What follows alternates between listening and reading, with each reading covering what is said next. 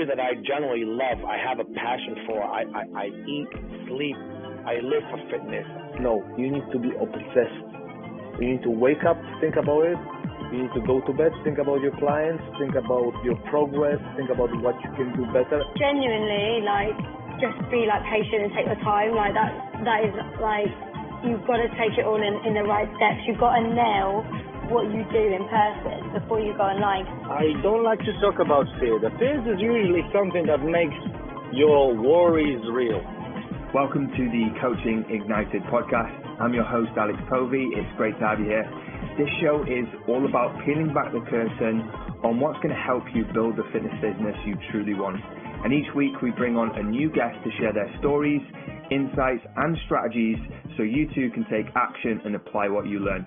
The podcast is released every Wednesday on all the major platforms, including Spotify and iTunes, so make sure you go give that a subscribe, guys. Now, if you're a personal trainer in a commercial gym with 500 plus members and you want to fast track your income growth and learn how to sign multiple new clients a week, reach out to me personally through Facebook or Instagram and just drop me a private message so we can get the conversation started and see if you could be a good fit for one of our programs. All the links to my social can be found in the show notes so you can connect with me there. Now let's get into this week's episode. Enjoy the show. Hey, welcome back to another episode of the podcast, and today we've got Mattew Walrath.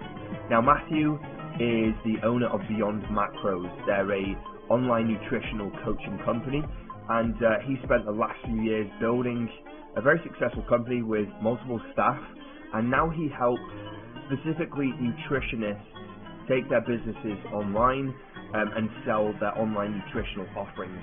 So he's got a wealth of experience which he's going to share with us today. We're going to dive into really how he set up his business with his coaches and what he does now and some of the steps to getting your first 5 online nutritional clients. And this is going to be very applicable to anyone, in fact, in the online space. Now, you'll have to excuse me because I'm a little bit run down when we recorded this podcast, so I'm not too sharp on the questioning, so bear with me, but I hope you enjoy the show.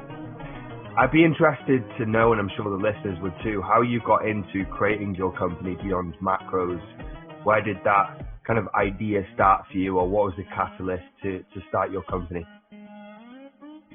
Yeah, so the catalyst for this company, I started Beyond Macros after I personally had a waitlist nutrition coaching practice.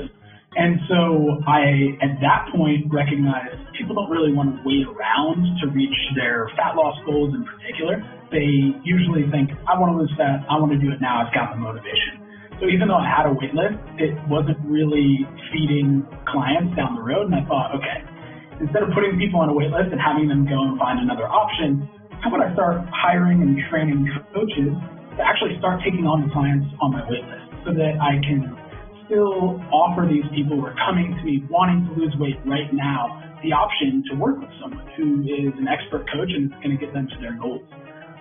So for me, there was a long process leading up to the point of being able to create a waitlist nutrition coaching practice, but the big catalyst for me was just seeing that I had a waitlist that wasn't necessarily feeding into my client list. And I knew I had a repeatable system, people were getting great results. I was having very good retention for a nutrition coaching program, and I knew I could teach other people how to do it. So I just identified a few people who I thought would be great coaches, hired them, trained them up, and brought them on board. And yeah, really just focused on continuing to get great results for clients, and also really putting a big focus on figuring out how to get in front of the right clients and make sure that at the beginning, all three of us had a wait list. The thing is, with nutrition coaching, the offering that really started to set me apart, when I first started out, I was running that model almost like personal training, where it was like, come in for a session, maybe once a week, once a month, it's a certain amount per hour. And that model really didn't work, because ultimately with nutrition coaching, it's a lot about habit changing. It's a lot about staying on top of the changes people are making. They need that pretty regular feedback. So I recognized that instead of doing the per session model, what I ended up doing was just doing a recurring monthly model that gave people unlimited access to me for questions that they might have and just this ongoing rapport. We had monthly face-to-face meetings, whether that was in person or online for my online clients. It also meant we had some formal check-ins where I was looking at their food journals and giving some feedback based off what I was seeing, getting some check-in data from them on a check-in sheet, analyzing that, cross-referencing it to their food journal, and really just providing a really high-touch VIP experience. And I charged appropriately for that. And because it was such a high-touch VIP experience, there were only so many clients I could take on and still be able to provide that experience where every client felt like my only client. Because I really believed that just because I was taking on a lot of clients, it shouldn't mean that the quality of service I was offering to my existing clients should drop, because they were paying a premium and they deserved my best in every single interaction. So what I did was I recognized as soon as I started hitting about 40 clients, that's when I saw that my stress levels went up, because I wanted my quality of coaching to stay really, really high. And that's when it started to become a really just everyday grind between client acquisition and making sure the clients felt like they were being served to the best of my ability. So at that point, I just put a wait list up. I said, listen, I can't go above 40 clients. I did go to about 50 at one point, and I just kind of let it unravel down to 40 and just kept a consistent 40 client roster. Yeah, makes total sense. What was the transition then like for you? Was it a smooth transition to doing it a different way and servicing all these clients online, or did you face some roadblocks or challenges in any part of growing that element to the business? Yeah, the biggest challenges came as I scaled client loads. And whenever I'm mentoring coaches, I always notice that the first 5 clients, they tend to, because that's the first 5 clients, they tend to really just check in every single day. It's like as if they're refreshing their emails, trying to see if anybody's scheduling a strategy call. It's like they're really staying on top of those 5 clients, and the systems that they have in place don't scale to 10 clients, for example. So I personally found when I switched to online that the systems I'd created, after about 10 clients, they started to fall apart a little bit. So then it was just a little bit of refining and tweaking and making sure that now that I have 15, 20 clients, all of a sudden the systems were staying organized or running smoothly. It was at that point when I hit around 20 clients that I started using a CRM, so a customer relationship management software that integrates with Gmail. So it really allowed me to stay on top of when I needed to follow up with people, keeping all of their information at a glance. It really saved me from having like super long email threads that I had to search through for files and whatnot. So I was just constantly in this refining practice where as I was growing my client roster, I was recognizing, okay, there's these challenges that I have and how do I solve them? So it was really this refining process. And I found going from 5 to like 10 to 15 clients was a big hurdle and a big stress test for my systems. Getting up to 20, 25 clients was kind of the next level that stress tested where I was at. And today I was actually telling a coach who was looking into getting a tracking app or a tracking software for their business that honestly, it didn't even make sense for me to do that because what's available with some free or low-cost tools can really scale up to about 30 clients. And then that's usually the point where that's where I had to actually work with a developer to have more of a custom solution. Okay, cool. So in terms of like the systems, obviously we're big advocates of systems. We love the whole automation and CRMs and using systems to really leverage the business and grow and scale it. What would you say has been kind of one of the most integral systems that you've used in growing your business? What do you lean on the most that's most important to you think? Yeah, so for me, it's unique in the sense that I had to put systems in place to be able to manage coaches who were working for me and make sure that I could stay on top of their payroll and stay on top of if they had a question for their client, being able to just jump in on my end and see what was going on. But when it came to my individual practice, I really found that the CRM was the most important thing because I was able to set follow-up reminders. I was able to keep all of the information about a client at a glance. And so when I was checking in on them, I had a lot more context for that check-in. So I wasn't just shooting from the hip. So for me, it really started with CRM, and I feel like once you hit about 15 to 20 clients, if you're providing a little bit more of that high-touch service, that it's an integral part of the system. And then as I continued to scale, I definitely find that setting up automation through Zapier, since it's Zaps, that was huge for me. I actually usually will get coaches familiar with Zapier by just having them set up an automation that automates onboarding. So essentially I'll have them set up a trigger where if, for example, the first step is for a client to fill out an intake questionnaire, then you can set up a Zap where that's the trigger, and then you can use all that information from the intake questionnaire to populate your CRM. You can use that to actually create a program for them, like for example in our tracking software, in our coaching app, we can create a program for them automatically there. There's all of these things that go on in the back end. It can add them to our email marketing CRM. And that way, when a new client joins, instead of me having to go to a bunch of different softwares and copy and paste all of this information, it just happens automatically.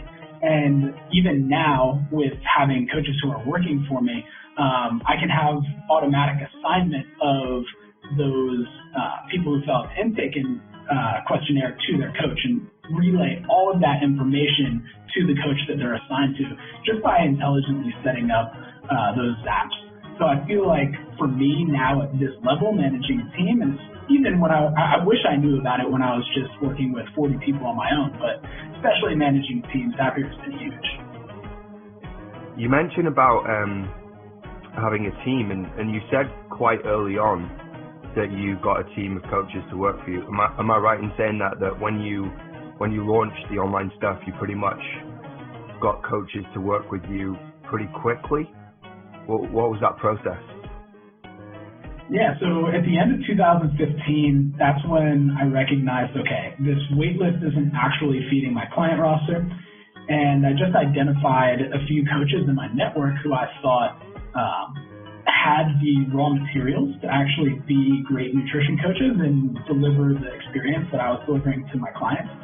And so what I ended up doing, again, to go back to the systems, was I just went into Teachable. I used their free Teachable account, and I just created, using their learning management system, a pretty much training that took about 6 weeks. Took the coaches through that training, showed them exactly what the processes looked like, what the expectations were, how to use the different softwares like the CRM that we were using. And then after about 6 weeks of training, I just took a few people off my wait list who were willing to take a chance on these new coaches. And I just pretty much mentored them through the process. I had them work directly with the client, and those coaches who I had hired and trained could lean on me for support anytime that something kind of went above their head. And yeah, it was really an important part of actually growing my business was to get that team in place. Because the other thing was, in terms of having the time to focus on client acquisition, I couldn't always be working in the business where I had to be coaching 40, 50 clients. So as soon as I hired other coaches, I was able to drop my client load from about 45 down to 30, and having cut my client load by that much, that's a substantial proportion of my total clients. And so I was able to put a lot more focus on marketing and client acquisition at that point. And that was really important because I was still working with 45, 50 clients. I wouldn't have had time for that. And I would be constantly working in my business instead of on it. Yeah, I love that. I love the statement, working on your business versus working in it, because like you can get stuck in the day-to-day, just like on the deliverables too much sometimes, and it doesn't allow you any breathing space or time to grow. And it's great that you identified that so early on. Did you feel a little bit nervous about letting other coaches into your business when you first did it? So did you feel nervous about showing people the intricacies of how you deliver all your programs and how you service your clients? And did you feel a little bit like, oh, what if they take my business from me? Did that ever cross your mind when you hired them? Big time. There was so much insecurity on my end at that point. it actually worked against me a lot too, having that insecurity in place, because I felt like, okay, if these coaches now have my system, then why wouldn't they just steal my clients, or why wouldn't they just take it and take clients on their own? And so I really still continued to work too much in the business because I was trying to pretty much own pieces of coaching their clients. That way they kind of needed me. And that's a really unhealthy way to build a team. So I didn't actually, when I first started out, build my team in the way that would be most effective. When I look back on that, that's 5 years ago now, 4 years ago now, I just think, wow, the personal development I've had to go through in order to effectively lead a team without that insecurity has been massive. And yeah, I definitely had a lot of fears bringing people in and opening up the kimono and showing people what my processes were that were working so well. And honestly, I even had coaches who, as my client roster grew and the first 3 coaches had waitlists, I started hiring and training coaches, and a few of them really broke my trust. And that was a really difficult pill to swallow. And because I wasn't charging these coaches to go through that coach's development. And I even had 2 coaches who pretty much, after I hired them, they seemed like they would be such good coaches for my company. They went all the way through the coaching, development, mentorship. And then we get to the end, and all of a sudden they're just like, oh, I don't know if this is going to be the right opportunity. I got a full-time job, whatever it happens to be. I'm like, well, I just spent about 3 months developing you as a coach, and I haven't made a single dollar off of it. Like, you didn't coach any clients. And so I just wasted 3 months of my life developing you. But now I've reframed that, because now that I actually do that professionally, I mentor other coaches, it really helps me refine my process. So even though at the time I couldn't see the blessing in it, now when I look back retrospectively, it was really important for me to get those reps in developing and mentoring other coaches and just learning how to manage a team, and that personal development that came with it as well. We often get those biggest lessons in the setbacks that we receive, right? Yeah, big time. It's interesting now looking back. Have you changed that model where, like, if people are coming into your training, and I don't know if you're looking at hiring more people on the beyond macro side, but have you got some kind of commitment now in place where if they are going to go through that training, that they have to commit to X amount of coaching hours off the back of it? Or how have you changed that since the initial way of doing it, if at all? Yeah, so the way that I ended up changing that up is after I had 2 people back-to-back essentially flake out, and it put the business in a bit of a bad position because I had spent so much energy developing them. It put the business in a bit of a bad place, but not too bad. I still needed to get another coach in. And what I ended up doing was I thought, okay, I've got this really valuable service that I'm offering these coaches, even though, since I need them, I need to hire them and train them so that now I have another person on my team who can start generating revenue for the business. I recognize the value in the training that I was providing. So I set it up where they had to go through at least 1 month of coaching with one of the other coaches that I had hired so that they could understand what our process looked like as a client. So they had to pay for that, and they also had to pay to go through the coaches training. So they had to have some skin in the game. I had so many people reaching out to me who were like, hey, I just finished my precision nutrition level 1. I'm struggling to find clients, but I saw your company. I really resonated with the message. Are you hiring? And the best filter was just like, yes, we're hiring, and here's the deal. You've got to have some skin in the game. You've got to invest in your development, and if you're game with that, then we can go down that path. And I also said, I'm not guaranteeing that if you make it through this program that you are going to have a job on the back end. Like, you have to actually prove throughout that process that you would be one of the best coaches in the industry, because that's the only people I'm looking to hire.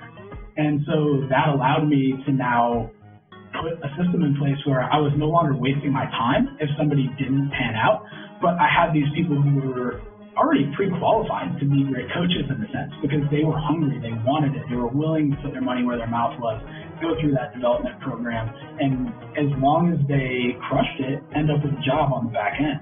And putting that system into place was so important, and it's actually led to where I've taken my business at this point. So I'm very happy and fortunate about some of those things that felt like misfortunes in the past. And going back to that point, like a lot of people will face like challenges or setbacks or feel like they've really lost out like you did. You went through that experience where you coached one of these coaches for 3 months, and then on the back end, or there was 2 of them, I think you said, on the back end, then didn't commit to anything with you, and you must have felt heartbroken because like you were doing good by them, and then they just turned around without any respect and just bombed you off. And we get these setbacks in business, and we don't always see them coming, and sometimes they're extremely painful, but then they serve as the biggest catalyst for doing things better the next time, if you learn from those lessons, because a lot of people go out and repeat the same mistakes twice, but you've really been able to refine your process and made it much slicker and much in your favor off the back of that big setback, and that's, like you said, led you to where you are today. So we've got to take these setbacks as positives as long as we respond in the right way, because you can react and you can respond, and react would be emotional and just get bummed out about it, but it sounds like you responded and actually made a better business off the back of it, which is actually a blessing, right? Exactly. And that's the personal development journey of an entrepreneur right there. I'd love to switch gears into something that you mentioned a couple of minutes ago about your new projects with actually coaching other coaches to help them build their businesses. I'd love to unpack that because we're very business-centric, business-loaded on this podcast. What is it that you're doing right now with coaches, and are these specifically nutritional coaches that you're helping with their businesses? Yeah, exactly. I specifically work with nutrition coaches, and I want to be working with nutrition coaches who, well, it's not that I want to be, I'm working with nutrition coaches who want to be taking their business online, or who've tried to bring their business online and feel like they failed. And what I'm doing with those coaches is I'm essentially giving them the foundation for a sustainable online business, because it is much different than in person. So I essentially give them the blueprint for what it looks like to set up a one-on-one online coaching experience from start to finish. So, what do you do how do you attract clients in? When you've got that client, how do you actually enroll them in your program? When they enroll in that program, how do you then onboard them? How do you then continue to nurture them? How do you increase your retention? When do you ask for referrals? How do you find referral sources that are non-client referral sources, and really just generate that sustainable business? So that's the foundation of what I'm teaching, and then from there, just teaching them what I've found works to attract clients online. So yeah, it's really, for me, I feel like I'd be doing a disservice to people if I jumped straight to the growth strategies without putting that foundation in place, because what I've found with nutrition coaching is that most people, because of the way that the industry speaks about nutrition, there's always this 3 weeks to shred kind of thing. So with nutrition, there's always this finish line mentality. So it makes retention really difficult. And so I've found in my own business how to act is when people can get their clients to stick around for 6 months or more, have an infrastructure that really caters to that. And also, it's really important, one of the things I see most coaches getting wrong is pricing. If anybody's pricing themselves under $150 a month for those personalized services, then that mixed with low retention rates is a surefire way to keep nutrition coaching a side hustle for the rest of your life. What do you think is the biggest challenge then for a nutritionist starting their business? Because I find this a lot with personal trainers that I coach on the gym floor, where they do their certifications, right? They do their level 2s, they do their level 3s, but then in those certifications, there's nothing practical about growing a business. So there's no real practical skill sets being taught on how to generate leads, how to take those leads and convert them into paying customers, how to price your services, how to retain customers. And so a lot of people coming into the industry, and they get a bit of a shock when they hit the gym floor because they don't know how to attract clients and grow their business. Is it the same for these nutritionists coming into the industry? Are they completely missing those skills? Yeah, there's this Facebook group that I'm a part of for one of the certifications I've done, and a lot of the graduates are asking those what's next questions. They're asking those questions about how do I craft an offer? How do I price an offer? All of these different questions about the what's next after I've got the knowledge. And that's where most people struggle, is the what's next. How do I even begin in business? And then also the biggest struggle I see is the first 5 clients. Cool. So in terms of that, like, let's just make it super practical for any nutritionists or even online coaches, because this is going to be applicable to them. How would they go about getting their first 5 clients? Where do people start? If they're starting from zero, they've got no online clients, where would they start? What would be the first steps you think they should take to get to that point where they get their first 5? Yeah, the first step to starting an online coaching business is to start in person. And I've found that most people don't have a good idea about what their niche is. And the thing is, I don't think they're able to differentiate between whether or not they have a local niche or if they have like a personality niche. Meaning, for me, I had a local niche at first. I was the go-to guy at my CrossFit gym. We had over 500 members at the gym. I had established myself as an authority as the go-to guy for nutrition. And so my biggest base of clients came from the members of that gym and their friends and family who they referred to me. So originally I had a local niche. I was working with moms and dads, young professionals, competitive athletes. I was working with everybody. But then when I moved to business online, I started to realize, okay, I need to be identifying who's more of the personality niche that I'm looking to serve. So I think everybody should consider starting out online with, okay, what's my local niche? What's my in-person niche? What communities am I a part of? How can I serve them? How can I provide value, establish some authority, and ultimately turn this in-person network into clients that I can coach online? And then from there, you can start to actually get some context for what clients you like working with.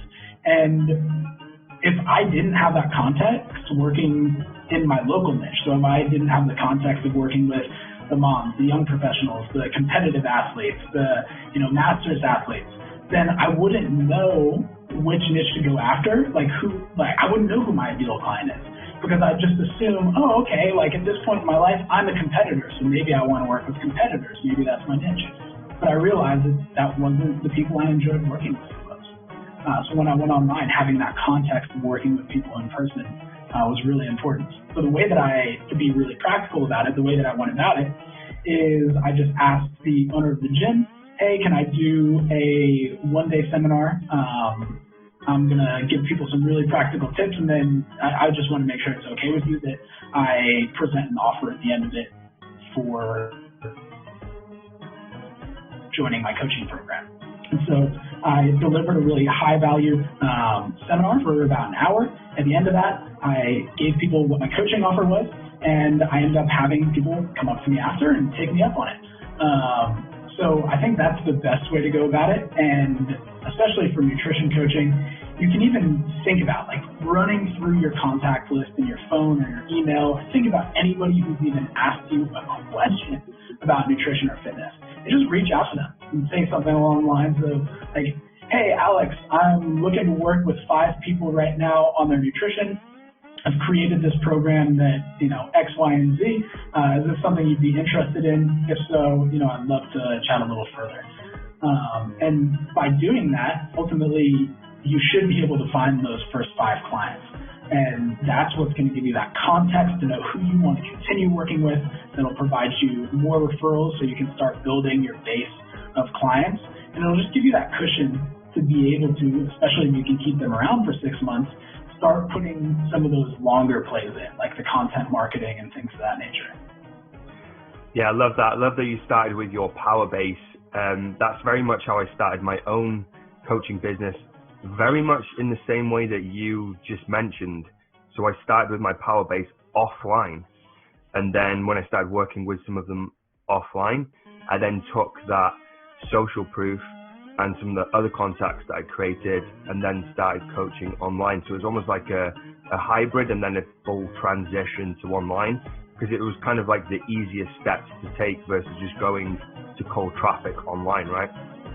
Yeah, going straight to cold traffic online is the biggest mistake. That's why, like I said, it would be a disservice if I allowed people to go straight into my growth program without putting them through the program to build that foundation, get those first 5 clients, and have the systems to actually serve people. Here's another one as well, because I see this a lot on groups and forums and on Facebook ads, and I see a lot of like in-person coaches almost tear down the online coaching concept a lot of the time, where they'll go, how can you coach people online and get them results? So you've got like these 2 camps of people that see it from different paradigms, right? So you've got the offline guys who are like pure offline, and then you've got offline guys that have moved online, or pure online guys, and they can see that you can get people results coaching online. But I think there's this camp of people that can't wrap their head around the concept of coaching people online, and particularly with like fitness coaching, I suppose it's a little bit different with nutrition because you're not showing people form and exercise. But what would you say to those camps of people that are skeptical about this whole concept of coaching people online when they think it's an in-person experience that it should be delivered in? Yeah, so there's just so many tools these days that make it easy to deliver that experience online. And the other thing is, right now, people, if you ask anybody, they think they're busy. And so online just makes things so much more convenient. And the other thing that I'm starting to notice too is that some of the things that the technical things that we might do, those things like programming and setting someone's macros and all of these different things that are just very technical, information-based, evidence-based, that's something that can be automated or something that artificial intelligence can eventually do. So ultimately, I think those people are afraid that going online means they're going to lose that personal connection and therefore lose the ability to really deliver value in that intangible way that they can in person. So the thing is, now there's so many opportunities to deliver that high degree of care and that intangible aspect that you can get with in-person coaching online. It's so easy to be able to record a video for somebody, send them that video, for them to actually see it in a timely fashion rather than having to schedule time with you to ask a question. It's just, it would be silly not to think about how you can use online tools. Like if you don't like the internet or you don't like computers, that's okay. I get it. You know, I'm sure people can still do a good business in person, but even if you just dip your toes in the water and see how some of these tools can actually improve your processes, I think those people would be able to start to see the value. So even when I was training people, I found that a lot of the richness in that and the reason that people kept coming back and back and back is because we could establish a rapport by just sending voice messages on like WhatsApp or even on iMessage. And so there's even those small little slices of technology that can improve your ability to relate to your clients, establish a solid relationship, and even continue to make sure that they're staying accountable to the changes that are in their best interest in between sessions.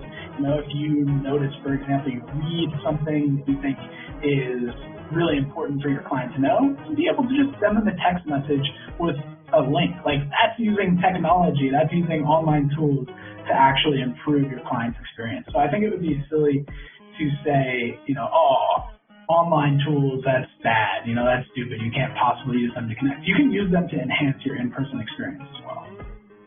Love that spin on it. And I want to almost talk about the double-edged sword to technology as well, because another conversation I was having yesterday actually, and I see this all the time, and I'm sure you do as well, Matthew, people asking about what app they should use, and they're getting so caught up or hung up on the app that they should use to deliver the content online. And it's almost like analysis by paralysis, where there's so many apps. You've got Total Coaching, Trainerize, My PT Hub, True Coach. You've got all these different things that people can use. And so it's almost like overwhelmed for a lot of people, but they're getting hung up on like the deliverables without even having the client to deliver anything to. What would you say to that? Yeah, I think it's interesting. I actually saw John Berardi from Precision Nutrition. He made a post recently that talked about how they built this $200 million business on antiquated technology. Like their email marketing software was this like legacy software that you probably couldn't even buy retail anymore. And they had just been using it for 11 years and never took the time to make the switch. They had so many things that just were old technology, but the thing is they were still able to build a $200 million business because they got their offer right. You know, they knew what people wanted. They created a great product and a great service to actually deliver what people wanted, and they did a really good job of getting the word out. And so, you know, those are the most important things that you can do is just develop an amazing VIP service that people will get a jaw-dropping transformation because of. They can't help but tell their friends. You know, makes them stick around longer. You get the referrals. It's not about the tools. The tools are helpful, no doubt about it. But, you know, if you look at Precision Nutrition as an example, you know, they didn't grow to $200 million because of the tools that they were. Yeah, I love this point because it's not really about the tech, because the people that you're speaking to don't really care how it is delivered. All they want is you to deliver the result.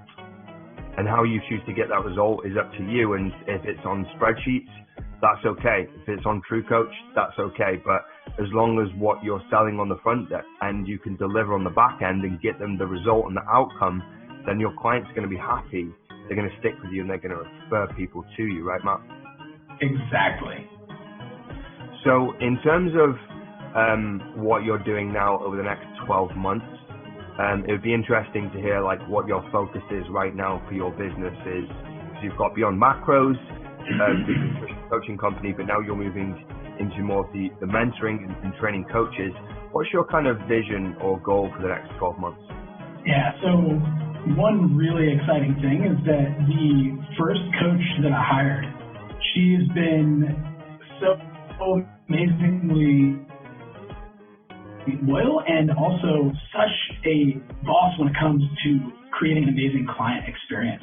So I was actually able to bring her on as co-owner of the coaching business for Beyond Macros, and she's already taken a look at it and done so many things to improve client experience. So for me, on the Beyond Macros side of things, I'm really just looking to support her in terms of continuing to provide the best possible nutrition coaching experiences to all of our clients, and make sure that she has everything she needs to lead that team of coaches that we have. And it's also good too because I'm able to continue experimenting with different client acquisition strategies using Beyond Macros to see what works and what doesn't work, so that feeds into what I'm able to teach people in my nutrition coaching mentorship. As far as the nutrition coaching development side of things goes, for me, I want to see 120 coaches go through this program by April of 2020. I really think, based off of what I'm seeing in the industry, that it is exactly that what's next that people are missing after the certifications that they've done. It really provides that solid foundation of business, and eventually, you know, after they do the first 3 months of the program to build up their business, get those first 5 clients, and really put the systems in place so that they've got long retention and lots of referrals. Then there's another 3-month program that teaches them how to just absolutely drive as much traffic as possible of their ideal clients towards their business so that they too can be on a wait list. And for me, I really want to make sure that I get at least 120 people through the program, and I want all 120 of them to return their investment on the program multiple times over. For me, that's so important. The reason that I want them to get their first 5 clients too is because that pays for the first half of the course. You know, I think that's so important, is, you know, especially with providing this business mentorship as well as the coaching mentorship, that people should be able to see a return. Business is all about profit and return on investment. And so I want everybody who I work with to see a solid return on investment from working with me. Yeah, I love that, man. And that resonates very much with the work that we do with personal trainers and coaches. Absolutely love what you're doing in the industry, and you can tell that you've got a great moral compass when it comes to helping people and growing businesses and helping people get to where they want to be. So I want to thank you so much for coming on and sharing your time with us. For anyone that wanted to find out more about your companies, can we give them some direction as to how they would get in touch, or where you'd like them to go to find out more about what you do, Matt? Yeah, absolutely. So anybody who wants to get in touch, they can email me. It's matt@beyondmacros.com. Happy to chat with you over email. Anybody who is a nutrition coach, I do have a online nutrition coach community. So you can just shoot me an email and I'll send you an invite to that community. I go live every week in there with different trainings on how to build your nutrition coaching business. We have weekly accountability rituals in there to make sure that you're actually approaching every week intentionally with growing your business. And I think that's a great place to end up if you're an online nutrition coach. But yeah, if you're interested in checking out the different courses and mentorship that we offer, you can head to beyondmacros.com/certification, and that'll give you a rundown about what that course offering looks like. Thank you for tuning in to this week's episode of the podcast. I hope you enjoyed the show. If you did enjoy it, I'd be really grateful if you could leave a short review on one of the platforms. And if you're a personal trainer in a commercial gym with 500 plus members and you want to fast track your income growth and learn how to sign multiple new clients a week, reach out to me personally through Facebook or Instagram and just drop me a private message so we can get the conversation started and see if you could be a good fit for one of our programs. All the links to my social can be found in the show notes, so we can connect there. See you next week.